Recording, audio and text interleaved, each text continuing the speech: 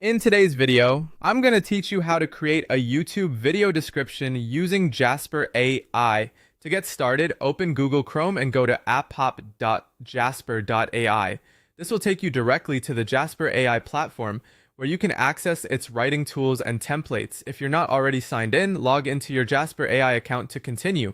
Make sure you're using the correct account so you can access your saved settings and available template features without any interruptions.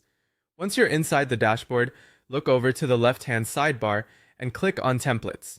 This section is where Jasper organizes its different content generation tools by use case, making it much easier to find the exact format you need instead of starting from scratch. After opening Templates, select the option called YouTube Video Description.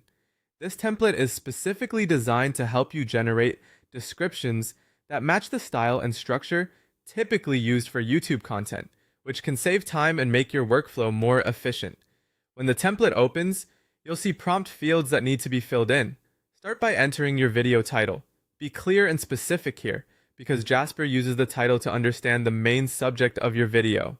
A strong title helps guide the AI so the final description feels more relevant and focused.